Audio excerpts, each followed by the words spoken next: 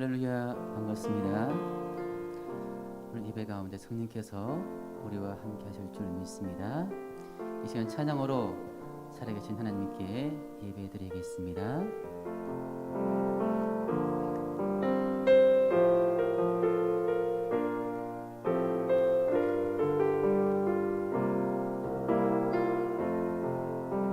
오늘 이곳에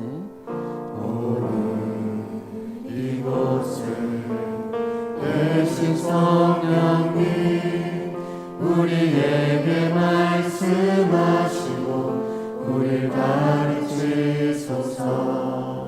같이 우리 맘 열어주시고 주의 빛으로 밝혀 우리를 인도하소서.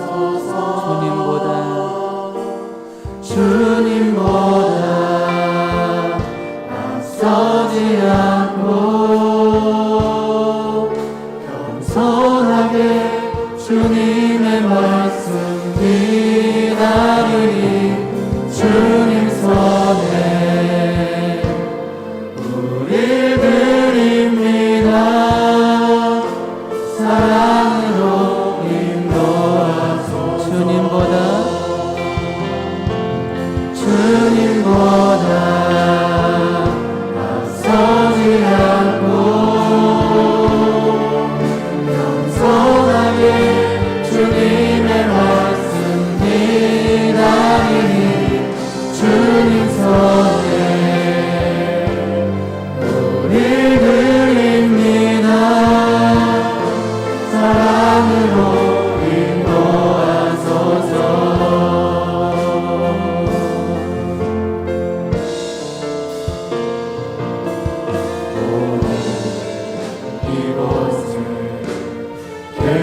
성령님 우리에게 말씀하시고 우리 가르치소서.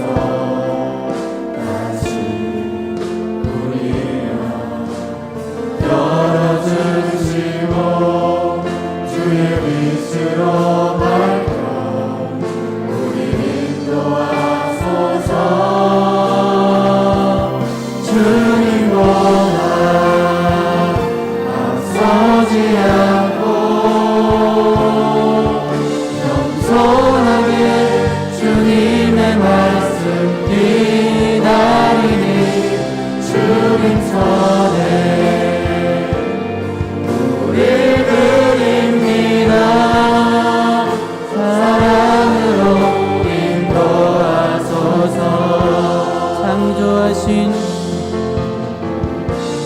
창조하신 모습 따라 우리 예수님 함께 믿으소서.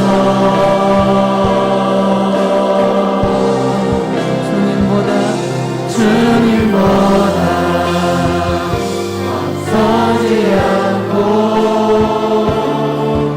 겸손하게 주님의 말씀 기다리니 주님 손에 우리 드립니다. 사랑으로 인도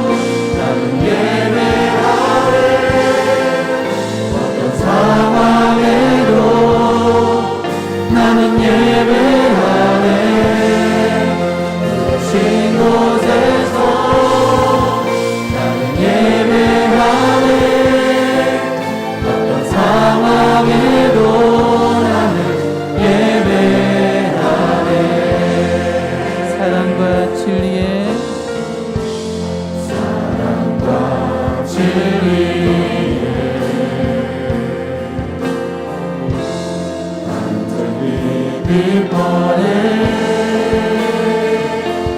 내 몸을 감싸며 주어지는 평안 그 사랑을 부르신 곳에서 나는 예배하네 어떤 상황에도 나는 예배하네 부르신 곳에서 나는 예배하네 어떤 상황에도 나는 예배하네 내가 걸어갈 때 길이 되고 살아갈 때 삶이 돼 그곳에서 예배하네 내가 걸어갈 때 길이 되고 살아갈 때 삶이 되는 그곳에서 예배하네 부르신 곳에서 나는 예배하네 어떤 상황에도 나는 예배하네 부르신 곳에서 나는 예배하네 어떤 상황에도 나는 예배하네 부르신 곳에서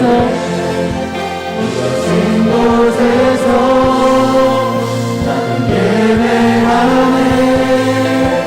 어떤 상황에도 나는 예배하네 부르신 곳에서 나는 예배하네 어떤 상황에도 나는 예배하네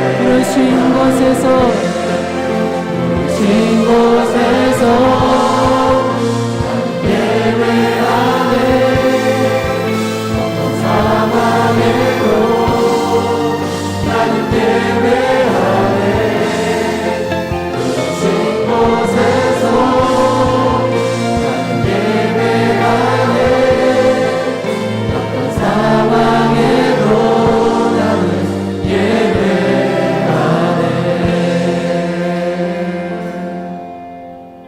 함께 기도하겠습니다.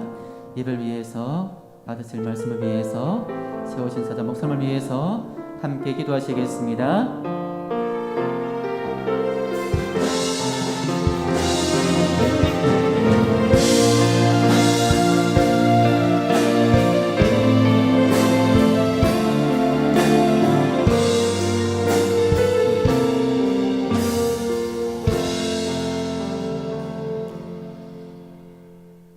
할렐루야.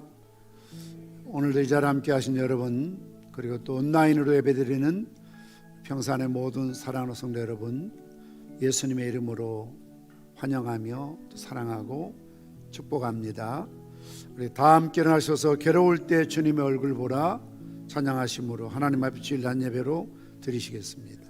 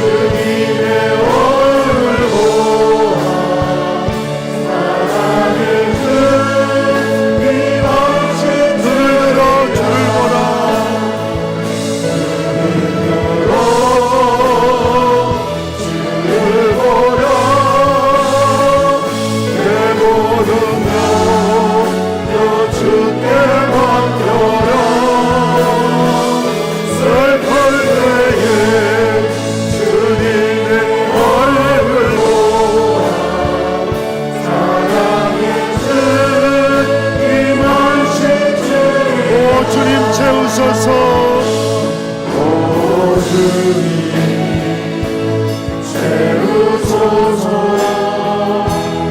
나의 손을 높이릅니다. 나를 영시 내게 채워주소서.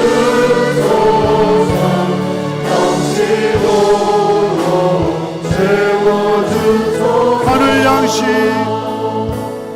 하늘 양식 내게 채워주소서. 넘치도록 채워주소서.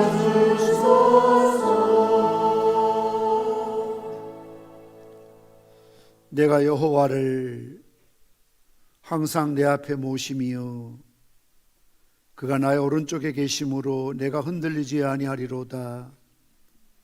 이러므로 나의 마음이 기쁘고 나의 영도 즐거워하며 내 육체도 완전히 살리니 이는 주께서 내 영혼을 수월해 버리지 아니하시며 주의 거룩한 자를 멸망시키지 않으실 것임이니이다. 주께서 생명의 길을 내게 보이시리니 주의 앞에는 충만한 기쁨이 있고 주의 오른쪽에는 영원한 즐거움이 있나이다. 아멘. 거룩하시고 전지전능하신 아버지 하나님, 5월 가정의 달을 맞이하여 오늘은 어버이 주일로 지키게 허락하심을 감사합니다. 우리에게 따뜻한 가정을 주심과 끊임없는 사랑으로 저희를 양육하신 부모님들을 주신 것을 감사드립니다. 저에게 주신 어버이를 통하여 하나님의 사랑을 깨닫게 하시고 우리의 가정을 통하여 하나님 나라를 체험케 하시니 감사드립니다. 저희 가족은 언제나 주님의 뜻대로만 살게 하여 주옵소서. 부모들은 자녀들을 주의 교양과 은혜로 양육하게 하시고 자녀들은 부모님을 주 안에서 잘 공경하고 순종하여 약속한 축복을 받게 하여 주시옵소서. 오늘 예배와 말씀을 통하여 부모님과의 갈등, 고부 간의 갈등, 가정 여러 가지 갈등들이 치유되게 도와주시기를 원합니다. 저희들이 그 말씀을 기억하고 지키며 하나님 백성답게 살아갈 수 있도록 은혜를 베풀어 주옵소서.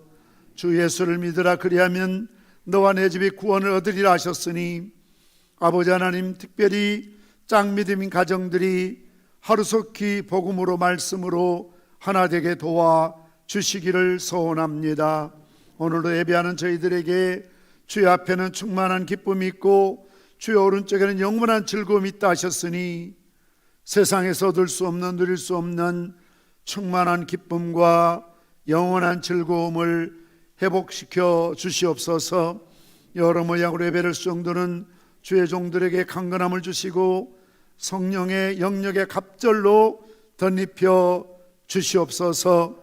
우리 온 성도들이 주님의 사랑으로 충만케 하여 주시옵소서. 예수님의 이름으로 기도드리옵나이다. 아멘. 찬송가 559장 찬송하시겠습니다.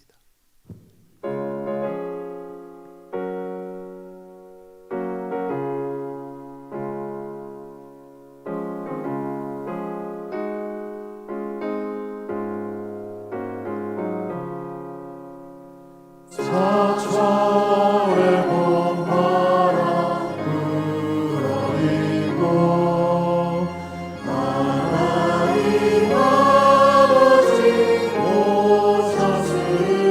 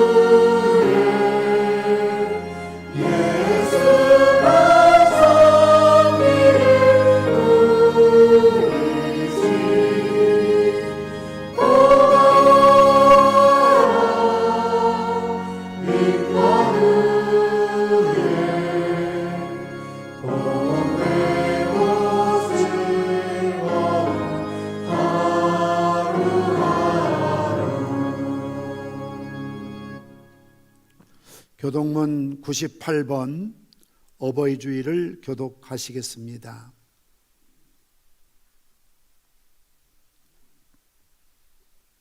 교동문 98번입니다. 내 부모를 공경하라.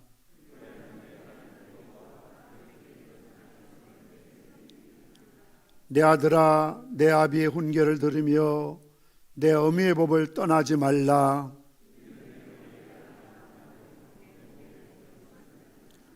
너를 낳은 아비에게 청종하고 내 늙은 어미를 경히 여기지 말지니라. 자녀들아, 주 안에서 너희 부모에게 순종하라. 이것이 옳으니라.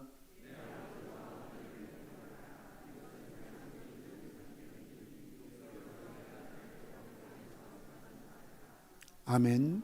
사도신경으로 신앙 고백하십니다. 전능하사 천지를 만드신 하나님 아버지를 내가 믿사오며 그 외아들 우리 주 예수 그리스도를 믿사오니 이는 성령으로 잉태하사 동정녀 마리아에게 나시고 본디오 빌라도에게 고난을 받으사 십자가에 못 박혀 죽으시고 장사한 지 사흘 만에 죽은 자 가운데서 다시 살아나시며 하늘에 오르사 전능하신 하나님 편에 앉아 계시다가 저로서 산자와 죽은 자를 심판하러 오시리라. 성령을 믿사오며 거룩한 공회와 성도가 서로 교통하는 것과 죄를 사하여 주시는 것과 몸이 다시 사는 것과 영원히 사는 것을 믿사옵나이다. 아멘. 자리에 앉으시겠습니다. 하나님 말씀 에베소서 6장 1절에서 3절 말씀까지를 봉독해 드리겠습니다. 에베소서 6장 1절에서 3절 말씀입니다. 자녀들아, 주 안에서 너희 부모에게 순종하라. 이것이 옳으니라. 내 아버지와 어머니를 공경하라. 이것은 약속이 있는 첫 계명이니 이로써 내가 잘되고 땅에서 장수하리라. 아멘. 이 시간에는 최춘식 집사님 득성을 하나님께 영광을 돌리시겠습니다. 우리 집사님은 본 할렐루야 찬양대 지휘자이시고 부산 시립합창단 테너 또 수석으로 섬기고 있습니다. 바이올린은 우리 예빈이, 그리고 피아노 반주는 박소희 집사님이 섬겨주십니다.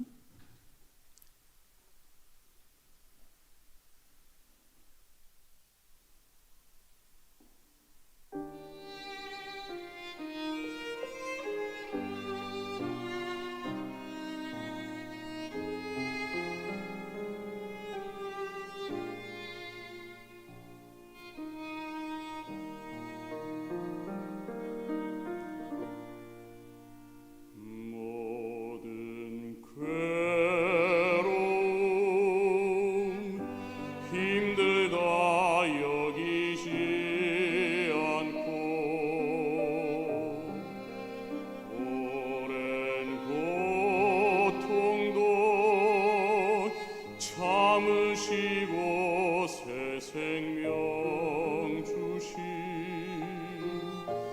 크신 그 사랑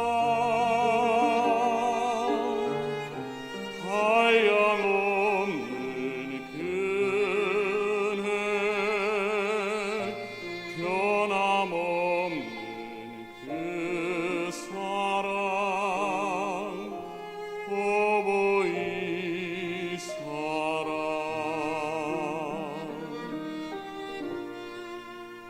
나의 부족한 모든 것 이해해주고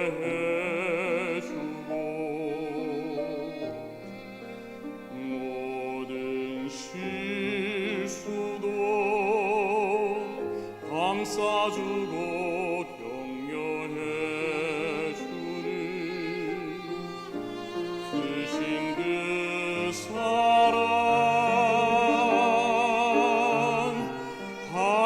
한량없는 그네 변함없는 그 사랑 어버이 사랑 이 모든 사랑이 날 주께 인도하셨네 이 모든 사랑이 주 사랑 알게 하셨네 그 사랑 깨달았을 때 이미 갚을 길 없는 사랑 주의 큰 축복 어버이 사랑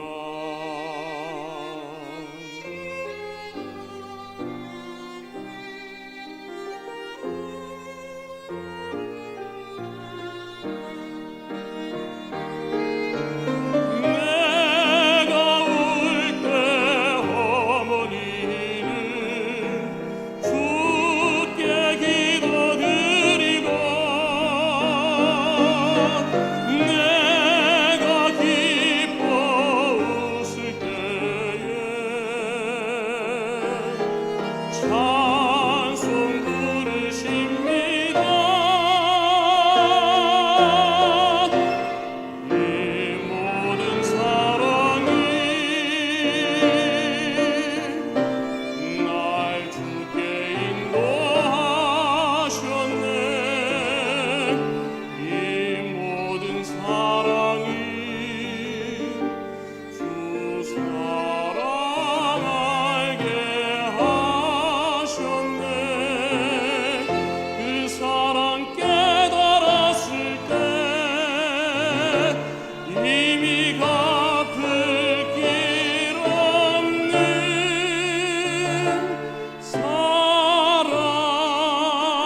사랑 주의 큰 선물 주의 큰 축복 어버이 사랑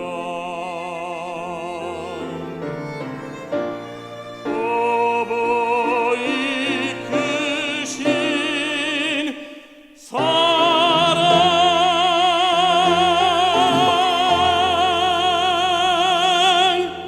아멘. 우리 하나님께 영광을 올려드리겠습니다. 감사합니다.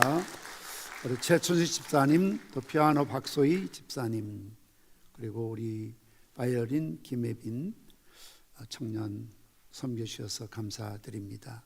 잠시 기도하시겠습니다. 어버이 주일을 지키면서 크고 놀라운 사랑 깨달았을 때는 갚을 수 없는 후회를 그리고 회개를 주님 앞에 드릴 수밖에 없습니다.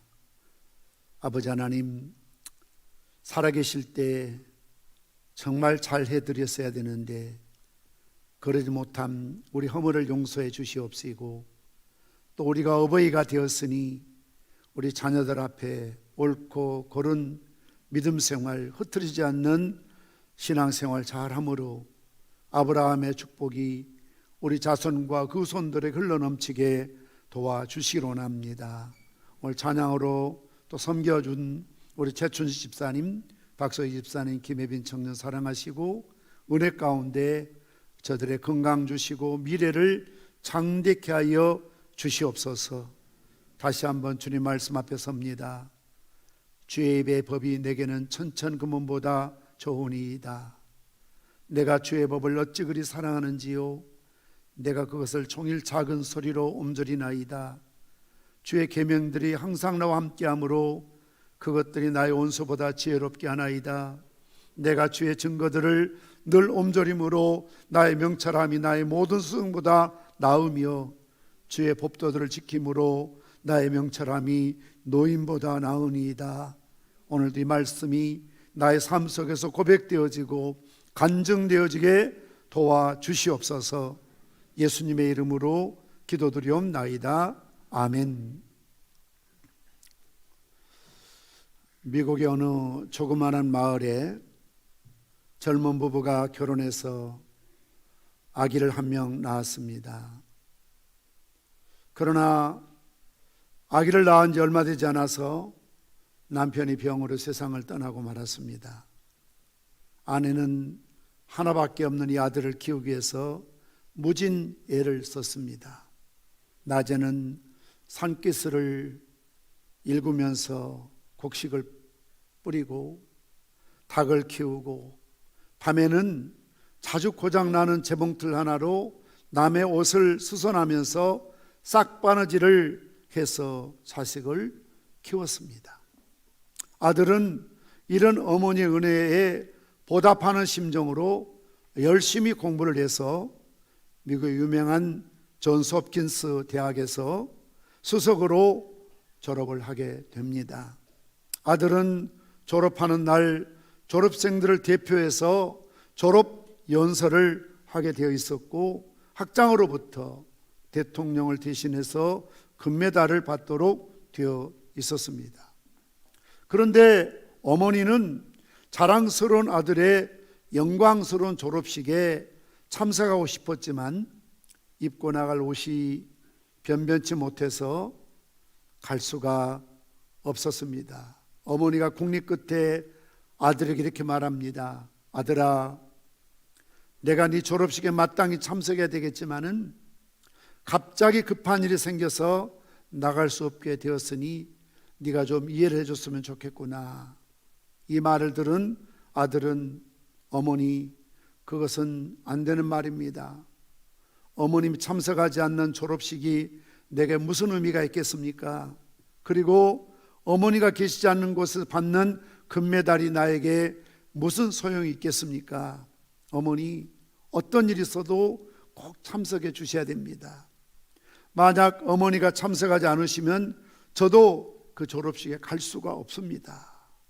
이렇게 강하게 이야기하니까 어쩔 수 없이 어머니는 졸업식에 참석할 수밖에 없었습니다. 그러나 너무나 남루한 옷차림과 새카맣게 그을린 얼굴 때문에 아들을 부끄럽게 할까 싶어서 사람들 앞에 나설 수가 없었고 맨 뒷좌석에 숨다시피 하여 졸업식 광경을 지켜보고 있었습니다. 이제 아들의 순서가 되어서 단상에 올라가서 졸업 연설을 합니다. 우리나라는 졸업장 주고 상장 주고 그냥 빨리 끝내기를 바라지만 미국에는 졸업식에 참석하면 한 3시간, 4시간 이렇게 진행이 돼요. 저도 미국의 파사데나에 있는 플로 신학대학의 졸업식에 참석했는데요. 얼마나 순서가 길던지요. 특히 각 학과별로 수석으로 졸업한 사람들이 앞에 나와서 졸업 연설하는 시간이 있습니다. 그러니까 얼마나 많습니까? 짧게 하지도 않아요. 아주 길게 이렇게 연설을 하는 그런 좋은 또 풍토가 있습니다. 그 일종의 그런 또 나라의 문화이겠지요. 아들이 단상에 서서 아주 유창하고 멋지게 연설합니다. 그러면서 제가 이런 영예를 얻게 된 것은 두 분의 공로 덕택입니다.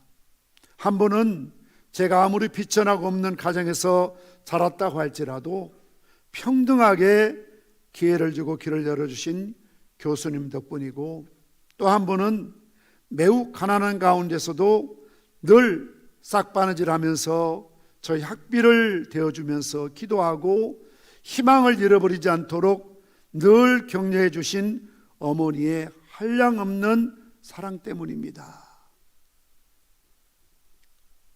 이어서 대통령이 보낸 영광스러운 금메달을 목에 걸고 바로 내려와서 맨 뒷좌석에 얼굴도 들지 못하고 부끄럽게 앉아 계시는 어머니에게 달려가서 어머니 감사합니다. 이 모든 것이 어머니의 은혜였습니다. 라고 모든 공을 어머니에게 돌려드렸습니다. 참석한 많은 사람들이 우레와 같은 박수로 그들을 격려해 주었습니다. 이 아들은 1902년 프린스턴 대학의 총장이 되었고, 그로부터 10년 후 민족 자결주의 원칙을 외쳤던 미국의 28대 대통령이 되었습니다. 그의 외침이 약소국가들에게 얼마나 큰 힘을 주었습니까? 도전을 주었습니까? 우리나라 3.1운동도 바로 이 윌슨의 민족 자결주의에 도전받아서 3.1운동이 일어났던 것을 볼 수가 있습니다. 바로 그 주인공이 우도로 윌슨 대통령이 되는 것입니다. 그렇게 그가 부모님에게 효도하는 어머님의 은혜를 잊지 않는 아들이었기 때문에 그가 재임 중에 1914년 미국 국회에서 5월 둘째 주일, 바로 이 지금 우리가 둘째 주일을 지키는데요, 어머니 날로 마더스 데이로 정해서 지금까지 지켜오고 있습니다. 온 세계 교회가 5월 둘째 주일을 어머니 날로 지켜오고 있다가 우리나라에서는 오래전부터 아버지도 우리가 그 덕을 기리자 해서 어버이날로 바꾸어서 아버지와 어머니, 어버이들에게 감사하고 기념하는 날로 만들어서 지켜오고 있습니다. 미국에서는 파더스 데이라고 아버지 날 6월 달에 따로 있습니다. 어머니 날은 순수하게 이 날로 지금도 지키고 있지요. 저도 아버지지만 차라리 아버지 날을 따로 만들어서 이렇게 지켰으면 좋을 뻔했다. 옛날에는 정말 어머니 날이었기 때문에 어머니의 그 사랑에 집중할 수가 있었는데 두리뭉실 어버이날이 되다 보니까 초점이 좀 흐려지고 있지 않는가 하는 그런 생각이 들 때가 있습니다. 오늘 부모님 말씀 보십시오. 자녀들아, 주 안에서 너희 부모에게 순종하라. 이것이 옳으니라. 왜 부모를 섬겨야 합니까? 왜 순종해야 됩니까? 그 이유는 첫 번째로 법리적인 측면, 즉 의무적인 측면이 있습니다. 오늘 성경 말씀은 부모와 자녀는 하나님이 설정해 주신 위치가 있다는 것이죠. 순종하라 그 단어 속에 그 의미가 포함되어 있습니다. 순종하라는 말의 헬라어는 히포아코입니다. 히포는 아래라는 뜻이고요, 아코는 듣는다 뜻입니다. 마치 어전회의 때 왕의 보좌에 앉아 있고 그의 대신들 신하들이 어전 아래에서 무릎 꿇고 조아리며 왕의 어명을 받는 것처럼 부모는 위에 있고 자녀는 아래에서 듣는다는 그런 위치가 다르다는 것을 말해주고 있습니다. 기독교에서 말하는 효도는 도덕이 아닙니다. 윤리의 차원도 아닙니다, 여러분. 하나님의 지상 명령입니다. 인류가 존재하는 한 이 십계명 부모를 공경하라, 부모를 섬기라는 이 계명은 의무는 사라질 수가 없습니다. 물론 전성적으로 마음이 착하고 아주 효심이 지극해서 훌륭한 효자요 효부로 부모님을 잘 섬기는 그런 심성이 고운 사람들도 많이 있습니다. 그러나 오늘 본문의 말씀은 효도는 믿는 성도라면 정말 하나님을 사랑하고 하나님 말씀대로 순종하기를 원하는 사람이라면 하나님 명령하신 이 명령에 순종해야 한다는 것입니다. 부모를 향하는 효도의 깊은 원리가 바로 여기에 있습니다. 그러면서 오늘 본문에서는 주 안에서 부모를 순종하라고 말씀하고 있습니다. 우리나라 효도관 유교적 사상은 부모에 대한 절대적 순종을 요구하고 있습니다. 그러나 성경에서는 주 안에서라는 제한적 효도를 가르치고 있습니다. 우리는 이 주 안에서라는 표현을 주의해서 보아야 합니다. 오늘 본문이 말하는 주 안에서란 단서가 붙어 있는 것은 주님의 영광이 부모에 대한 효보다 우선순위에 있다는 것을 의미하지요. 마치 가족들이 가문들이 있는 묘지에 가면 나를 낳아준 어머니 아버지 묘도 있지만 그 위에 할아버지 할머니 묘도 있고요, 그 위에 증조 할아버지 증조 할머니 묘도 있고 고조 이렇게 묘가 쫙 가문이 다 있지 않습니까? 물론 나하고 직계는 부모지만 그 부모의 부모된 할아버지 또 그 부모된 증조 할아버지를 우리가 무시해서는 안 되는 거죠. 우리가 부모에게 순종해야 되지만 그 위에 계신 하나님 주 안에서 부모를 순종해야 될 것을 말씀하고 있습니다. 또한 주님을 믿는 믿음이 없는 효는 아무 의미가 없다는 것을 말씀하고 있습니다. 다시 말씀드리면 우리 믿는 성도들은 주님의 영광을 최우선적으로 삶의 목적으로 삼되 주님께서 우리에게 가르쳐 주신 사랑의 원리에 따라서 부모에게 효도해야 한다는 것입니다. 그 어느 것 하나도 소홀히 해서는 안 된다는 의미입니다. 그리고 너희 부모에게 순종하라, 이것이 옳으니라라고 말씀하고 있습니다. 부모에게 순종하는 것이 당연하다, 옳은 일이다 그 말입니다. 이 옳으니라 이 말을 헬라어로 디카이오스라고 하는데요, 영어로 번역하면 righteous 혹은 justice라고 하죠. 정당성이 있다, 의롭다. 자식이 부모에게 순종하는 것은 하나님 정하신 법이고 질서고 정의다. 그러니 이 법을 지켜야 되고 이 질서를 지켜야 되고 이 명령을 지켜야 된다는 것이죠.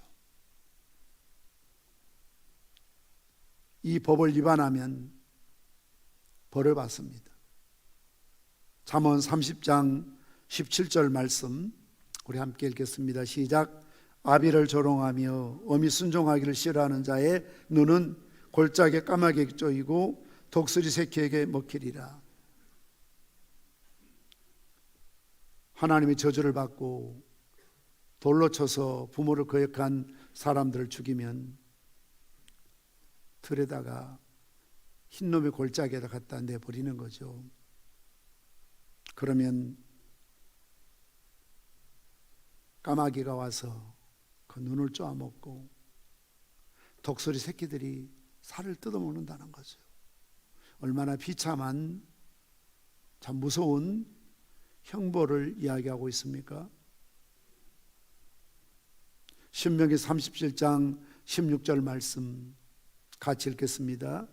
그의 부모를 긍휼히 여기는 자는 저주를 받을 것이라 할 것이요 모든 백성은 아멘 할지어다. 그의 부모를 경외히 여긴다, 무시한다는 거예요. 업신여긴다는 거, 요즘 말로 막 대한다 그 말입니다. 함부로 대한다 그 말입니다. 그런 자는 저주를 받는다는 것이에요. 여러분들이 이 축복과 저주를 좀 더 구체적으로 아시려면 신명기 28장 읽어보시면 축복장과 저주장인데요, 어떤 축복이 주어지고 어떤 저주가 주어지는지 너무 상세하게 설명하고 있습니다. 정의를 지키면 유익하고 안 지키면 손해가 납니다. 자연법칙이나 수학의 공리와도 같습니다. 자연법칙을 지키지 않으면 재앙을 당합니다. 수학의 공리, 공식을 인정하지 않으면 문제가 풀리질 않습니다. 아무리 어려운 문제라도 공식만 알고 공식에 대입하면 답은 있게 되어 있지요. 그런데 막무가내로 공식대로 풀지 않고 자기 생각대로 풀면 답을 썼다고 하지만 정답이 아니에요. 오답이에요. 하나님께서 정하신 이 정의의 법칙, 질서의 법칙, 이것을 우리가 지켜야만 생존할 수가 있다는 것입니다. 그렇다면 구체적으로 부모의 어떤 명령에 순종해야 될까요? 말과 행동으로 보여주는 모든 명령입니다. 부모는 자녀에게 삶 자체를 통해서 많은 교훈을 합니다. 학원처럼, 학교처럼, 레슨 받는 것처럼 파트타임이 아닙니다. 그냥 풀타임이죠. 태어나서 부모님 세상을 떠날 때까지 자식은 자식이고 부모는 부모입니다. 가장 중요한 것은 신앙의 교훈입니다. 특별히 우리 믿음의 가정에서 태어난 아버님이 목사님이나 장로님이나 집사님이나 어머님이 권사님이나 아니면 집사님이나 이런 신앙의 가정에서 다시 말씀드리면 모태신앙으로 어머니의 태에서부터 이 땅에 태어날 때 예수 믿는 사람으로 태어난 자녀가 있다면 더더욱 부모님에게 순종해야 합니다. 그러나 아이러니하게도 다는 아니지만 목사님의 자녀들, 장로님의 자녀들, 권사님의 자녀들이 참 부모의 어떤 그런 뜻을 저버리고 세속화되어 살아가는 그런 모습들을 보면은 참 안타까울 때가 많이 있습니다. 두 번째는 모든 선한 인생의 교훈들입니다. 부모는 우리의 스승입니다. 옛날 어머니들은 낯 넣고 기억자도 모르는 분들 많이 계셨고요. 아예 학교에 한 번도 출입하신 적이 없는 그런 분들도 많이 계시죠. 그럼에도 불구하고 내 인생의 가장 소중한 가치를 가르쳐 주신 분이 바로 부모님들입니다. 희생과 사랑과 인내와 정직과 성실함과 가정생활과 모든 것이 어머니를 통해서, 부모를 통해서 우리에게 전수된 것이죠. 아무리 세상에서는 다른 사람에게 손가락질 받고 욕을 듣는 그런 부모라 할지라도, 심지어 세상에서는 사기꾼이요 도둑이요 거짓말한다는 사람이라 할지라도 자기 자식에게 너도 나처럼 살으라고 말할 사람 없지요. 사기꾼이라도 남의 것 등치고 도둑질하는 그런 못된 인간이라도 집에 자식에게는 정직하게 살아라, 거짓말하지 마라, 성실하게 살아라, 이렇게 가르치는 게 일상적인 부모의 자세들이죠. 가장 중요한 인성교육이 어머니의 품에서 이루어졌습니다. 솔로몬은 말합니다. 잠언 4장 1절에 3절 말씀처럼 아들들아 아비의 훈계를 들으며 명철 얻게 주의하라. 내가 선한 도를 너에게 전하노니 내 법을 떠나지 말라. 나도 내 아버지에게 아들이었었으며 내 어머니 보기에 유약한 외아들이었었노라.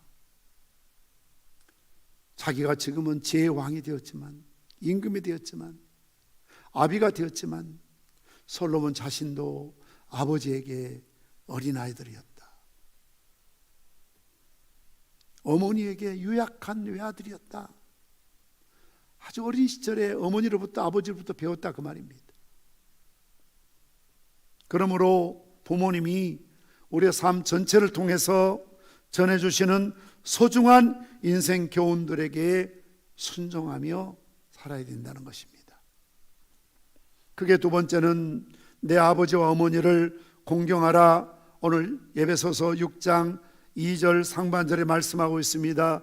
우리 한번 받아서 합시다. 내 아버지와 어머니를 공경하라.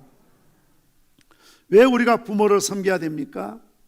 첫 번째 순종은 법리적인 하나님의 명령이요 의무적인 관점에서 부모에게 순종해야 된다면, 두 번째는 가치적인 측면입니다.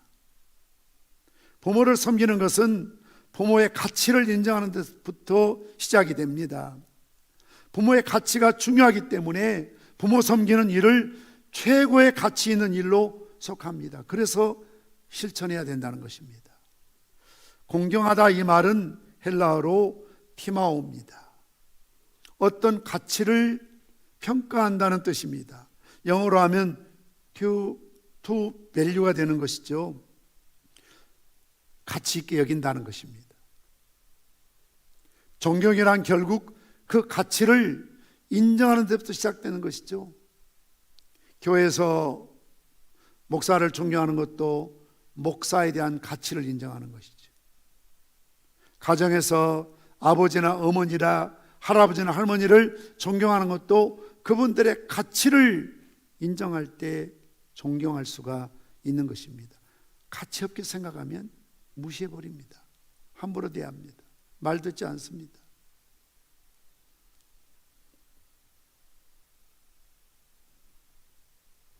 부모 공경은 부모의 가치를 인정하기 때문에 나타나는 결과입니다.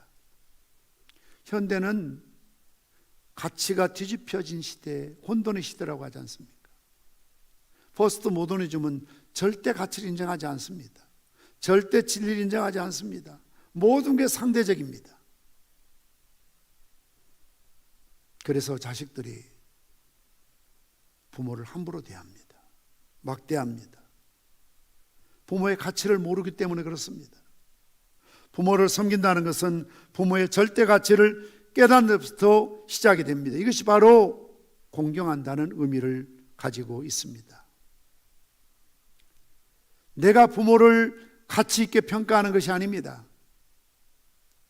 다른 사람들이 우리 아버지나 어머니를 높게 평가해서가 아닙니다. 사람이 그렇게 평가해서가 아니라는 것입니다. 하나님이 그렇게 평가하셨다는 겁니다.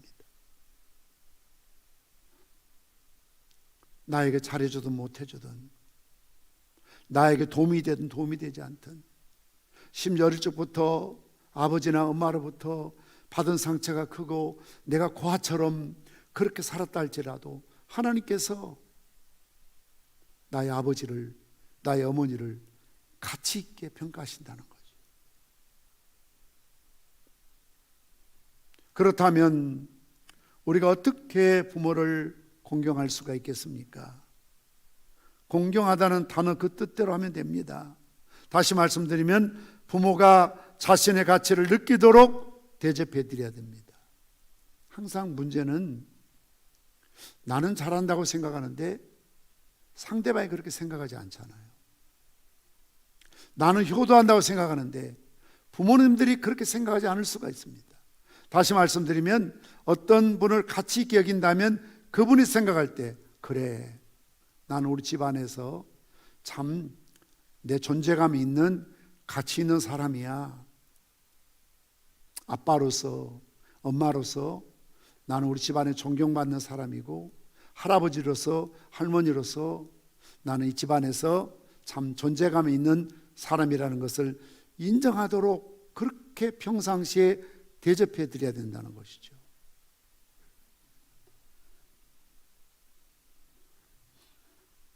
공경은 순종보다 차원이 높은 섬김입니다. 순종은 수동적 섬김이지만 공경은 능동적 섬김입니다.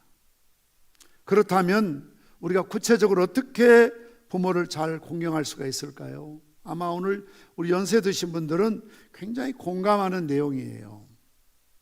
첫째는 자식으로서 자신의 신상 정보를 알려드리는 일입니다. 보고의 의무라고 하죠. 부모는 자식의 신상 일어난 일에 대해서 무한한 관심이 있습니다. 지치지도 않습니다. 실증내는 부모도 없습니다. 그래서 자식들이 무슨 일을 하고 있는지, 어디에 다니는지, 무엇을 하는지 더 관심이 많아요.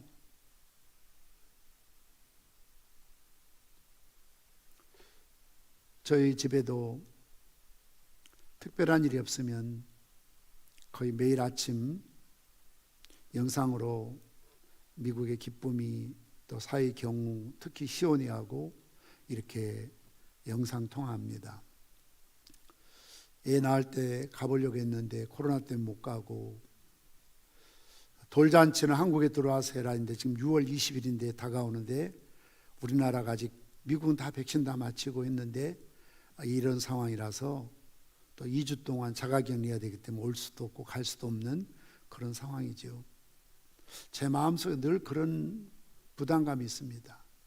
그래도 외할아버지인데 어느 날 만났을 때, 품에 안았을 때 얘가 펑펑 운다든지 막 저를 싫어한다든지 무서워한다든지 겁을 내고 막 숨는다든지 그러면 안 되지. 그래서요, 통화하면은 항상 제가 좀 온맨쇼를 합니다. 얘한테 거룩하게 지금 이런 자세로 시온아 잘 있었느냐 이렇게 하면 얘가 무서워해요. 참 나이가 들면 가만히 있으면 무섭게 보이거든요. 그러니까 얘가 참 이파람 소리를 좋아해요. 제가 시온이 딱 만나면 막 이렇게 하면 막 웃어요. 지가 봐도 우스운가 봐요. 친하게 지내려고요. 즉 할머니는 막 간드러지게 까꿍, 한 번도 신랑 앞에 애교 안 부린 그런 모습으로 막 까꿍하고, 아, 여자는 여자구나. 예, 그런데 그걸 나한테는 안 해줄까, 이런 생각이 들 때가 있죠. 막 간드러지게 막 애를 웃게 하려고, 재밌게 하려고. 그러면 애가 너무 좋아서 웃고 그래요. 그리고 이제 딸하고 통화하고 하면 매일 반복되는 이야기입니다. 무슨 정치 이야기 아니에요. 경제 이야기 아니에요. 핵 문제 아니에요. 노동 문제 이런 거 아니에요.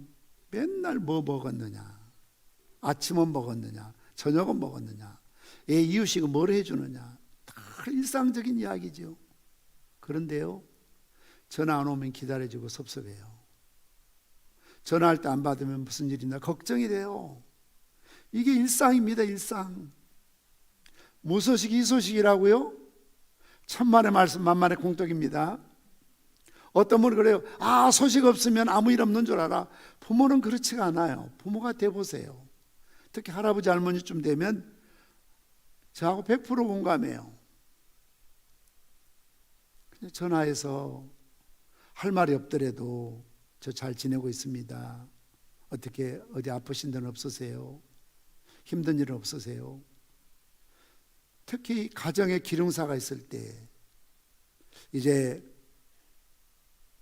우리 며느리 보려고 선을 봅니다. 사위 보려고 합니다. 그러면서요, 양가 모였을 때 물론 양가의 부모들만 단촐하게 모일 일도 있지만 정말 제대로 된 가문이라면 할아버지 할머니 살아계시면 인사시켜야 되죠. 할아버지 할머니가 손주 며느리도 못 보고 결혼식에 가서 본다? 말도 안 돼요. 옛날에 있을 수 없어요. 아무리 자기들이 좋아서 막 그냥 짝 맞춰서 온다 할지라도 집안에 어른들이 있다면 그게 가풍이 돼야 돼요. 보고 배워야지요. 할아버지한테 인사드려라, 할머니 찾아서 인사드려라. 아무리 바쁘고 코로나가 떴다 하더라도 이런 중요한 일이 있으면 꼭 예의를 지켜서 인사드리게, 아, 이 집안에는 뼈다가 있는 집안이구나. 그렇지 무슨 참 죄송하지만 뼈대도 없는 막 가는 집안처럼 어른도 없고 할아버지도 없고 할머니도 없고 윗어른도 없고 형제도 없고 큰집도 없고 작은집도 없고 그럴 수는 없는 거죠. 심지어는요, 어떤 집은 이사가도 부모를 모르게 가요. 그런 분 있으면 회개하셔야 됩니다. 뭐 못 찾아오게 하실 일은 아니잖아요. 아들이 딸이 이사 갔는데 몰라요. 나중에 알고 보니까 남들이 알아요. 이건 자식된 도리가 아닙니다. 오늘날 노인들의 가장 큰 문제는 외로움이요 소외감이라고 합니다. 가족들에게, 자식들에게 내가 소외받고 있구나. 요즘 쉽게 말하면 패싱당하고 있구나. 내가 돈이 없다고, 능력이 없다고. 이사 갈 때 뭐 하나 선물 못 해주고 전세금 못 해줄지라도 나의 아버지 계시고 나의 어머니 계시고 할아버지 할머니 계신다면 저 이번에 직장에서 승진하게 됐습니다. 직장 옮기게 됐습니다. 이사 가게 됐습니다. 집에 이런 일이 있습니다. 특히 부모님들이 신앙생활 하신 분이라면 기도 제목이 있을 때마다 기도를 부탁해야 되죠. 어머니 기도해 주세요. 할머니 기도해 주세요. 일상을 알려야 돼요. 어려운 게 아니에요. 관심이죠.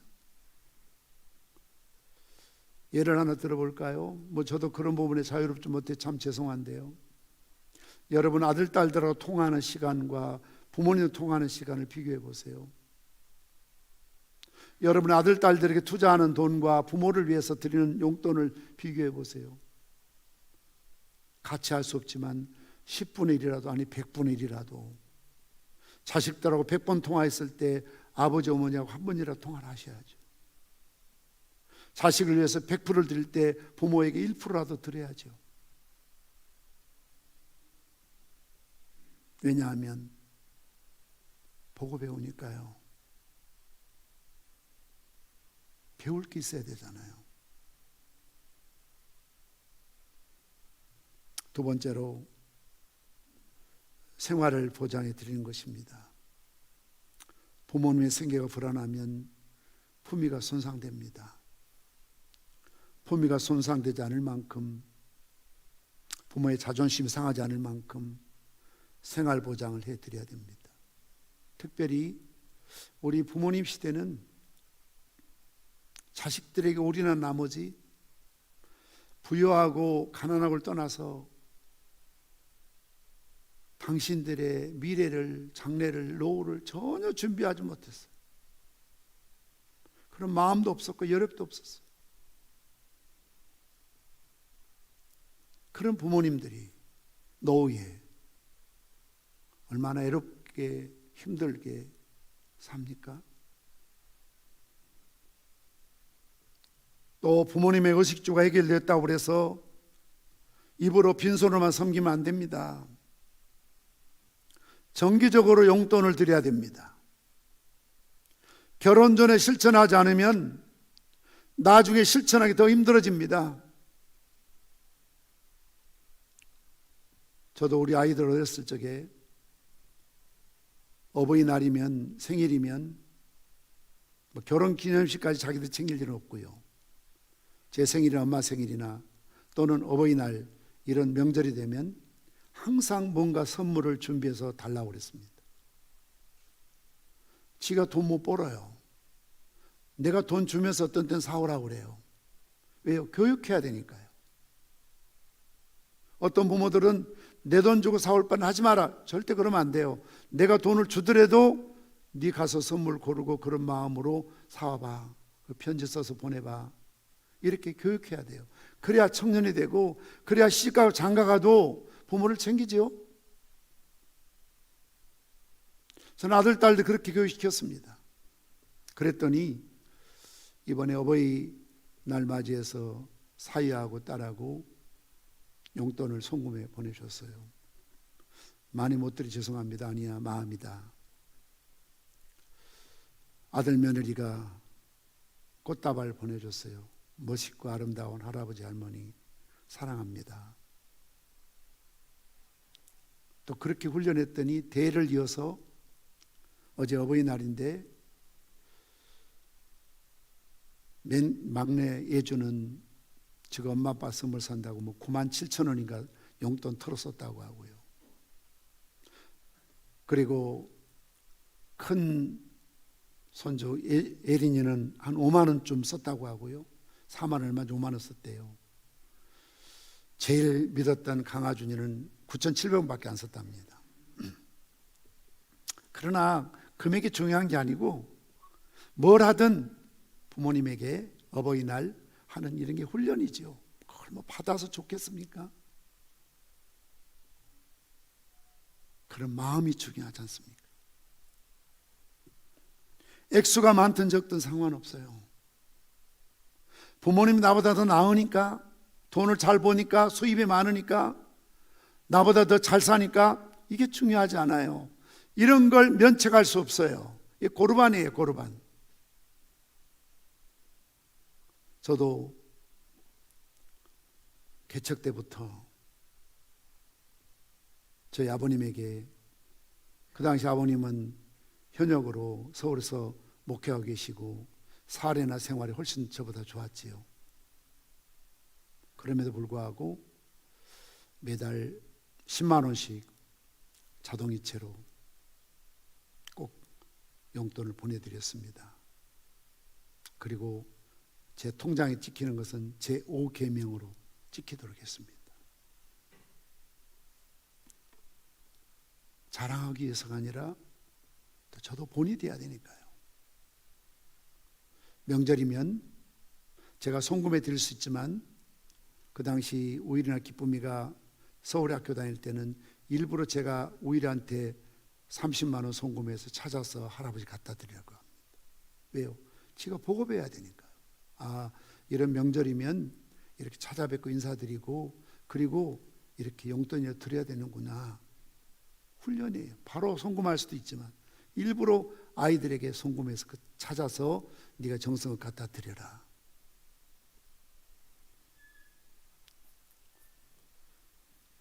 세 번째로 자식들이 바르게 사는 거죠.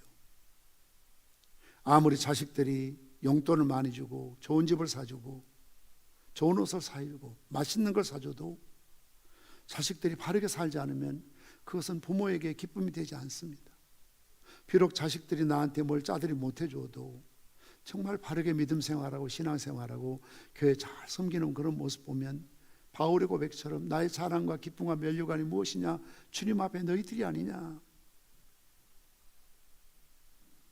잠언 23장 24절 이하의 말씀처럼 의인의 아비는 크게 즐거울 것이요 지혜로운 자식을 낳은 자는 그를 인하여 즐거울 것이니라. 내 부모를 즐겁게 하며 내 낳은 어미를 기쁘게 하라. 내 아들아 내 마음을 내게 주며 내 눈으로 내 길을 즐거워할지어다. 마지막 세 번째는 이런 부모 공경은 약속이 있는 첫 계명이라고 말씀하고 있습니다. 오늘 에베소 6장 2절 하반절 말씀 보면 이것은 약속이 있는 첫 계명인 이어서 이로써 내가 잘되고 땅에서 장수하리라. 부모를 섬기는 것은 당연한 의무입니다. 우리가 의무 국가했을 때 그건 상급이 없어요. 보상이 없어요. 납세 의무, 국방 의무, 교육 의무 당연한 거죠. 근로 의무. 거기에 잘한다고 상 주는 거 아닙니다. 의무이기 때문에요. 그럼에도 불구하고 하나님은 내 부모를 공경하라고 말씀하시면서 약속, 축복의 약속을 하고 계십니다. 약속 있는 첫 계명이라는 거죠. 10계명 중에서 가장 강력하게 약속을 보장하는 것이 5계명 내 부모를 공경하라입니다. 왜 살인하지 말라, 간음하지 말라, 도둑질하지 말라, 이것보다 더 중요한 계명, 우리에게 향한 첫 번째 약속이 있는 계명으로 주셨을까요? 그만큼 중요하니까요. 왜요? 내가 태어나서 가장 먼저 관계를 맺는 분이 아버지, 엄마거든요. 이 관계가 뒤틀리면요, 내 인생 만사가 뒤틀릴 수밖에 없는 거예요.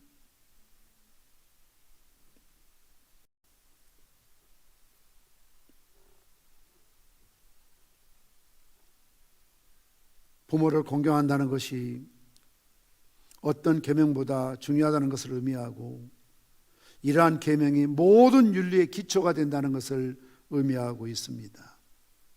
공자도 논어에서 효는 인의 근본이라고 했습니다.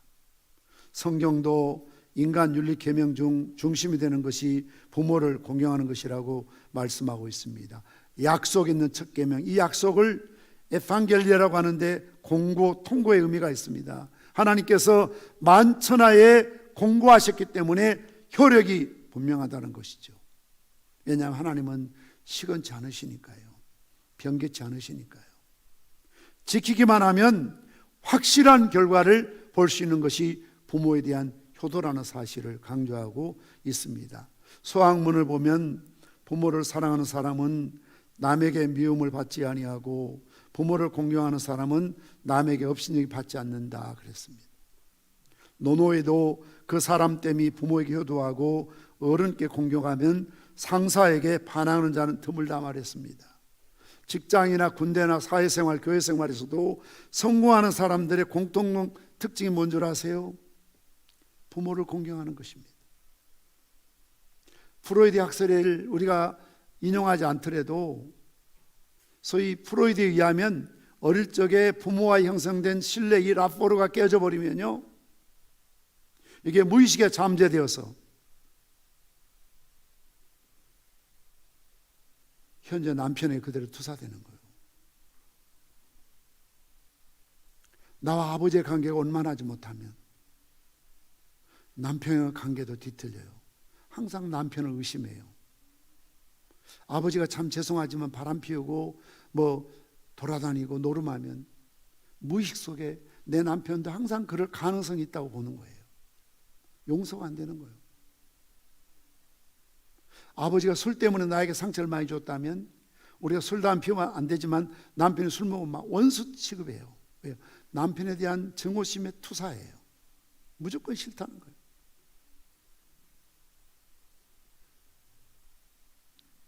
엄마와의 관계가 원만치 못하면 장가가도 늘 마누라를 의심하거나 함부로 대해요. 3살 버릇이 여든가는 겁니다. 그래서 이런 직장 생활, 어떤 조직된 생활에서 유별나게 툭툭 튀고 적응하지 못하는 그 이유는 어릴 적 가정이 있습니다. 이걸 어떻게 우리가 돌이킵니까? 니고데모처럼 엄마 뱃속에 다시 들어다 나올 수 없잖아요. 놀라운 사실은 복음 안에서, 은혜 안에서, 십자가 안에서 이런 상처들이 치유될 수 있다는 거예요. 회복될 수 있다는 거예요. 그래서 때로는요, 아버지는 여전히 그대로 변하지 않았지만, 엄마는 여전히 그대로 계시지만 내가 변해요. 그래서 아버지를 공경해 드릴 수 있어요. 어머니를 존중해 드릴 수 있어요. 왜요? 내가 은혜 받고 변화되었으니까요. 어떤 측면에서 저는 이런 생각합니다. 정말 동네 사람들이, 세상 사람들이 가끔 이러잖아요. 아이고, 저렇게 별난 아버지 밑에 있는 아들, 딸이 어떻게 저렇게 효도를 잘하지? 저렇게 별난 시어머니, 동네에서도 소문난 별나도 시어머니인데 어떻게 며느리가, 딸들이 저렇게 잘하지? 하나님도 그러실 것 같아요. 내가 네 수고를 안다. 네 마음을 안다. 내가 누가 아버지를 알고 누가 어머니를 알지. 그래서 네가 내 말에 순종해서 그렇게 부모를 순종하고 공경해 주니 고맙다.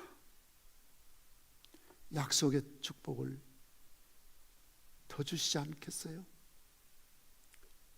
부모의 사랑을 받고 정말 행복한 가정에 태어나서 자란 사람도 부모를 공경할 때 하나님이 약속하신 복을 주시겠지만, 정말 제대로 아버지의 사랑도 받지 못하고 무책임하고 무관심하고 이기적이고 어머니도 자기밖에 모르고 어떤 때는 덜 자기중심적이고, 특별히 옛날에 보면은 어머니가 남아선호 사상이 강해가지고 아들만 챙기고 딸이라고 무시하고 학교도 안 보내고 공부도 안 시키고 상처들이 많잖아요. 그러함에도 불구하고 그런 어머니를 순종하고 공경한다면 우리 주님이 얼마나 더 칭찬하실까요? 왜요? 하나님 명령이니까요. 출애굽기 20장 12절 십계명 후에도 너희 하나님 여호와가 내게 준 땅에서 내 생명이 길리라. 신명기 5장 16절에서도 내 생명이 길고 복을 누리리라. 오늘 본문에서는 이는 내가 잘되고 땅에서 장수하리라. 장수한다는 것은 육신의 생명이 장수한다는 뜻입니다. 이 장수한다는 또 영적인 의미는 계대적인 축복입니다. 다시 말씀드리면 효도하는 그 세대뿐만 아니라 자손과 그 자손에게 하나님이 동일한 축복을 주신다는 것이죠. 성공하는 것을 말합니다. 요셉처럼 효도했기 때문에 얼마나 놀랍도록 하나님이 축복하십니까? 오늘 가정의 달 어버이 주일이기 때문에 부모를 공경하라는 이야기가 아닙니다. 이것은 하나님이 정하신 정의요, 질서요, 법칙이요, 최고의 가치라는 것이죠. 그래서 부모님께 순종하라는 것입니다. 부모님을 공경하라는 것입니다. 그러면 하나님이 만천에 공포하신 웰빙, 장수의 축복을 너와 네 자손에게 주리라고 약속하고 있습니다. 우리 성도들 앞으로 나오시기 바랍니다. 우리 예수님께서는 효도의 본을 보이셨죠. 많은 학자들이 이런 이야기합니다. 예수님이 유대인의 18살 이상이면 공생에 할 수 있는데 왜 30세까지 기다리셨을까? 성경에는 기록이 없지만 예수님의 소위 아버지 되는 요셉이, 목수 요셉이 일찍 세상을 떠났다는 거예요.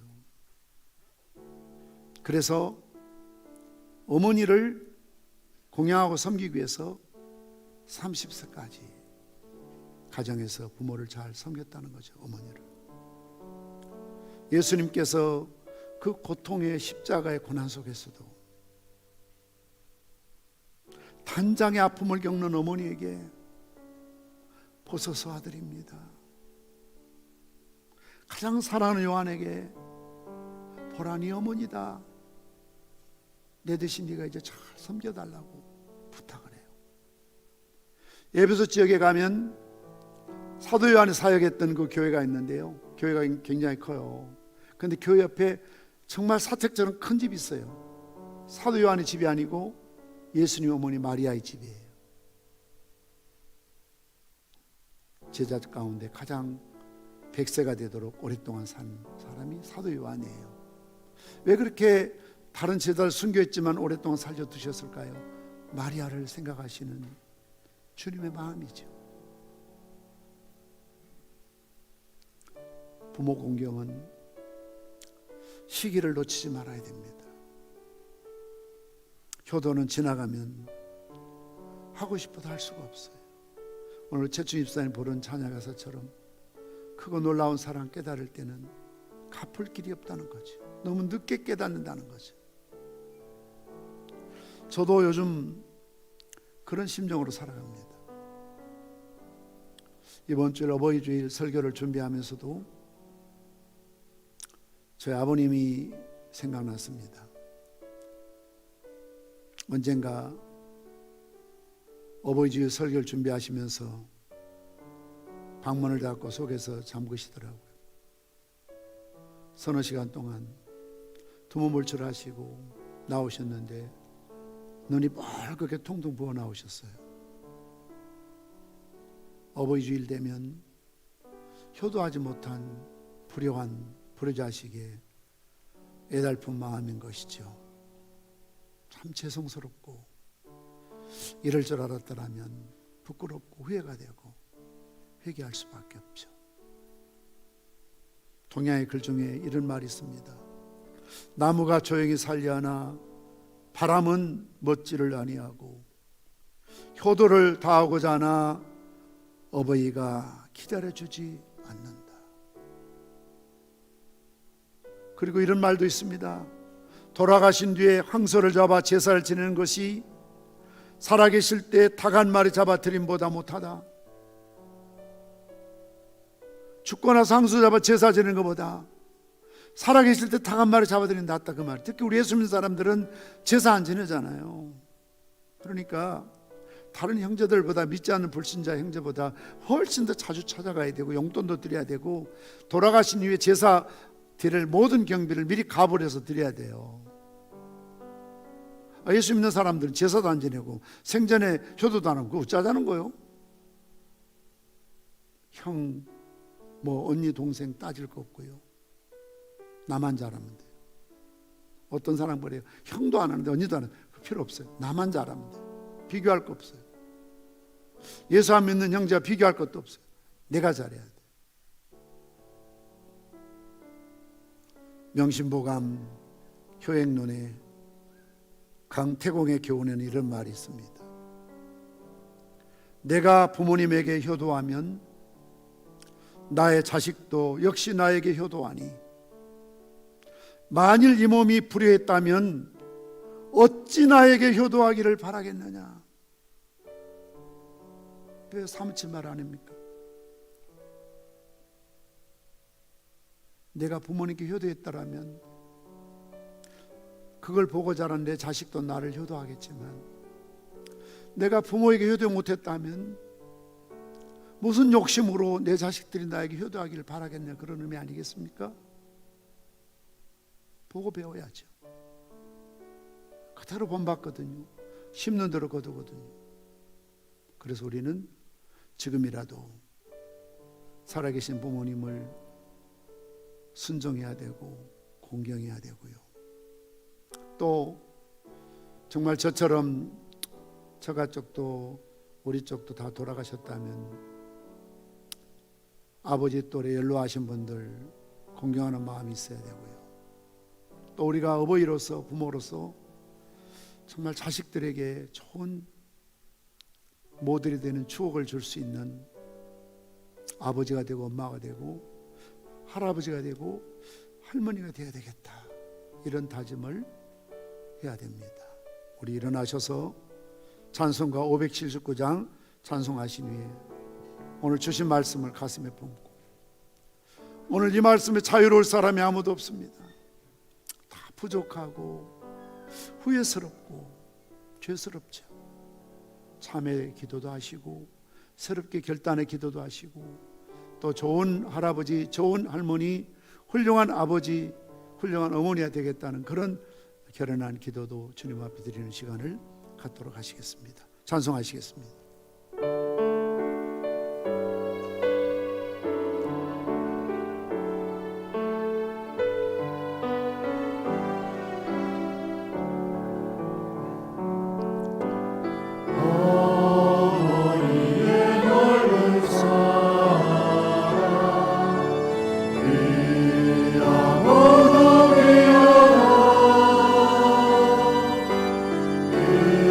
사랑이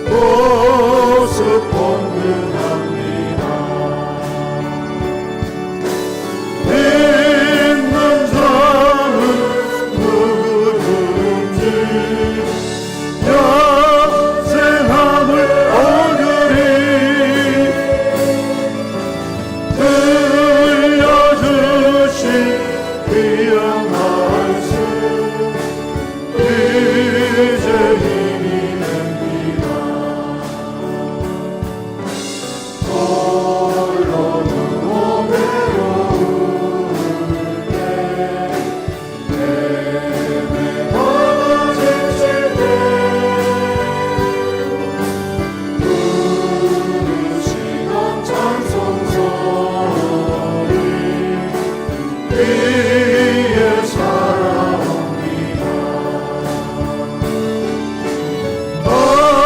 반석에서 샘을 가고 아버지의 꽃피니 예수님과 동행하며 두려울 것 없어라. 온유하고 겸손하며 올바른 거룩세게 어머니의 뜻받들어 보람있게 살리라. 음파많은 세상에서 선한 싸움 싸우라. 생명수의 흐르는 곳 이리 함께 살리라. 오늘 주신 말씀을 가슴에 품고 살아계실 때에 기회를 놓치지 않고 효도할 수 있는 아들, 딸, 또 며느리가 되기를 다짐하시고, 또한 우리가 부모로서 우리 자녀들에게 좋은 신앙의 모델, 추억을 줄 수 있는 훌륭한 아버지요, 어머니요, 할머니요, 할아버지 될 수 있게 해달라고, 또 우리 자자손손 하나님 잘 섬길 수 있는 오늘 주신 말씀처럼 잘 되게 하시고, 땅에서 장수하되 육신의 생명뿐만 아니라 영적인 생명, 계대 축복, 자자손손 하나님 잘 믿는 믿음의 가정 되게 하시고, 우리 자녀들 성공하는 영광을 허락하여 주옵소서. 요셉복을 우리에게도, 우리 가문과 자녀에게도 허락하여 주시옵소서. 우리 주여 한번 부르짖고 합심으로 기도하십니다. 주여,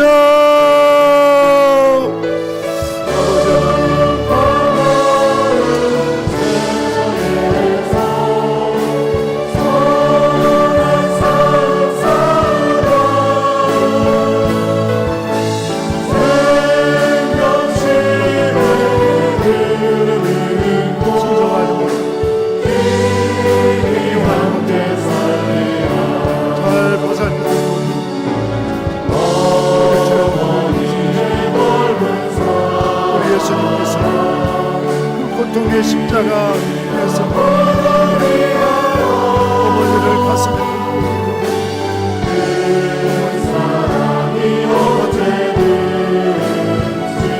요한에게 이제는 너의 어머니라고 말씀하셨습니다. 우리가 여러분에게 죄를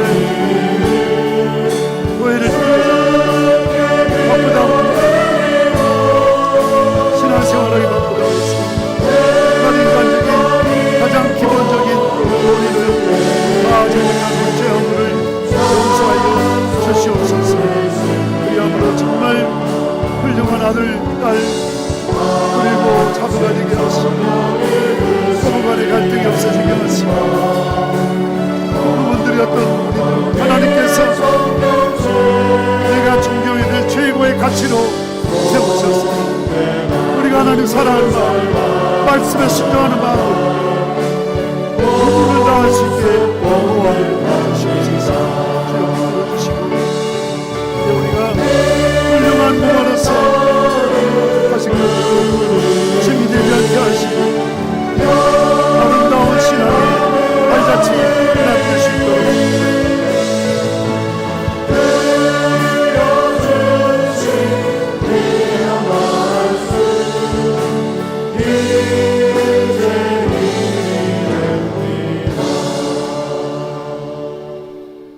내 아버지와 어머니를 공경하라, 내 부모에게 순종하라 말씀하셨습니다. 하나님의 절대적인 명령입니다. 하나님께서 우리 부모를 하나님을 대신한 대리자로 삼으셔서 우리를 이 땅에 보내주시고 우리를 키워주셨는데 내가 자식을 사랑하기는 만큼 과연 부모들을 공경하고 순종하고 대접해 드렸는지 돌이켜보면 후회가 막급합니다. 죄스럽습니다. 우리의 허물을 죄를 십자가 보혈로 씻으시고 깨끗게 하여 주옵소서.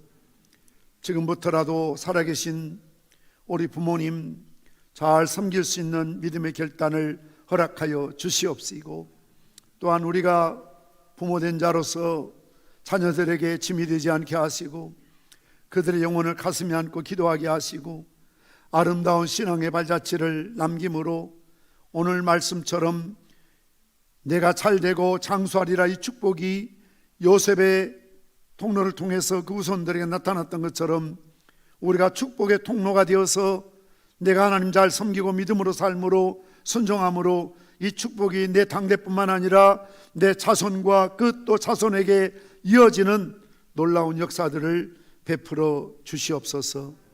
받은 바 은혜와 사랑을 감사하며 주님 앞에 귀한 예물 올려드립니다. 주일헌금으로 감사헌금으로 11전금으로 헌당구자헌금으로 드리오니 기쁘게 받아 주시옵소서. 범사에 감사하며 주님 앞에 예물 드리고 또한 하늘의 씨앗처럼 주님 나라 복음과 교회를 위해서 뿌려 쌓음에 무엇을 심든지 심는 대로 거둔다 말씀하셨으니 물질을 심싸움에 더 많은 물질로 30배, 60배, 100배, 1000배, 만배로 채우시고 갚아 주시옵시고 하나님께서 기름진 복으로 저들의 삶을 윤택하게 하여 주시옵소서. 예수님의 이름으로 기도드리옵나이다. 아멘. 자리에 앉으시겠습니다. 교회 소식을 전해드리도록 하겠습니다. 오늘 저희 평산교회 처음 출석하신 분들을 주님의 이름으로 환영합니다. 등록하셔서 한 가족으로 믿음 생활하시면 감사하겠습니다. 지금 이제 2단계 되기 때문에 우리가 현장 예배와 온라인 예배를 병행해서 드립니다만 또 이번 주부터는 새벽 기도회, 수요 예배, 금요 철야 기도회가 재개됩니다. 방역 지침을 잘 지키시고 따라 주시기를 바랍니다. 또 당분간 2단계 때는 우리가 좌석의 20%만 참석할 수 있기 때문에 1부, 2부 이렇게 나누어서 기간별로 예배를 드리고 있습니다. 오늘은 어버이 주일입니다. 어버이 은혜를 감사하는 마음을 가져야 되겠습니다. 교회에서는 이렇게 우리 70세 이상이 약 한 130명 가까이 등록된 교인이 계세요. 다 출석을 하지 못해서 그러는데요. 그래서 저희들이 좋은 걸 많이 드리면 좋겠지만 인원이 많다 보니까 그래도 지금 제일 필요한 게 뭘까 생각했더니 아무래도 마스크가 제일 좋은 선물일 것 같은 생각이 들어서 이번에 우리 교회에 등록된 130여 분에게 기관별로 1층에 내려가시면 이름이 다 적혀 있습니다. 꼭 자기 이름을 가져가셔야 되고요. 혹시 기관이 있는데 자기 이름 없으면 꼭 거기다 메모 남겨주시면 다음 주일에 챙겨드리도록 하겠습니다. 그래야 빠진 분이 누군지를 알 수 있고 전달해 드릴 수가 있거든요. 아무거나 들고 가면은 알 수가 없어요. 협조해 주시기를 바라고요. 오늘 대신해서 작년에는 우리 아브라함 회장이 받으셨는데 올해는 가장 또 어른 기관인 마더니 기관인 안나 회장이신 박근성 원사님 나오셔서 대표해서 받으시겠습니다. KF94 마스크인데요. 25개 들어있습니다.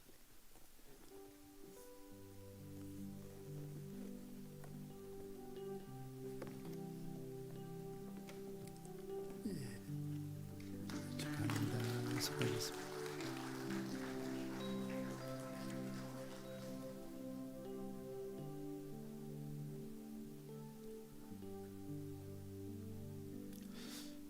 이창호 집사님, 서대 권사님 가정에서 자녀 결혼에 여러분들이 기도해 주시고 축하해 주신 감사해서 오늘 떡을 공개해 드립니다. 나가실 때 하나씩 받아가시길 바랍니다. 매일 성경 통독해 주시길 바랍니다. 다음 주일은 스승의 주일입니다. 우리 주일학 교사들에게도 역시 KF94 마스크 한 세트 25개 들은 것을 증정할 계획입니다. 다음 주일 2분 안예배 후에 각 기관 정기 올레를 가질 계획인데요. 조금 더 시간을 두고 보겠습니다. 일단 준비해 주시기 바랍니다. 유로를 드립니다. 이선희 권사님 심호상을 당하셨습니다. 기도해 주시고 또 조의금 계좌 참고해 주시기를 바랍니다. 제가 이번 주에 GMS 임원 수련회를 갔습니다. 제주도에 있는데 월요일부터 목요일까지 다녀올 계획입니다. 위에서 기도해 주시고요. 또 총회 목장 기도회는 2주간 연기되어서 5월 31일 월요일부터 6월 2일 수요일까지 세해된 교회에 있을 계획입니다. 위에서 여러분 기도해 주시기를 바랍니다. 우리 다 함께 나셔서 배송 부르시는 축도함으로 예배를 마치겠습니다.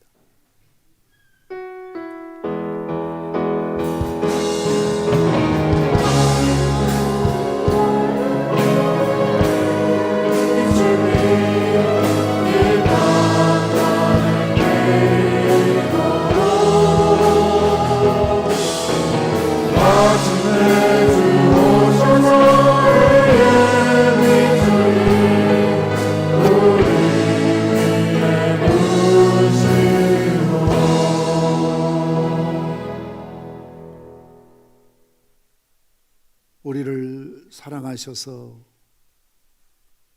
부모님을 허락하셔서 그분들의 사랑과 눈물과 땀과 헌신으로 양육받아 자라게 허락하신 우리 주 예수 그리스도의 은혜와 또 우리의 가정을 사랑하셔서 후손들을 주시고 믿음과 말씀 안에 살아갈 수 있도록 도우시는 아버지 하나님의 그 놀라우신 사랑하심과 성령님의 감동, 감화, 위로, 축복, 교통하심이 내 부모에게 순종하라, 내 아버지와 어머니를 공경하라, 이 말씀대로 순종하의 삶으로 약속 있는 첫 계명 받아 누리길 다짐하는 주의 백성들을 위해 이제로부터 영원 무궁토록 항상 함께 있을지어다. 아멘.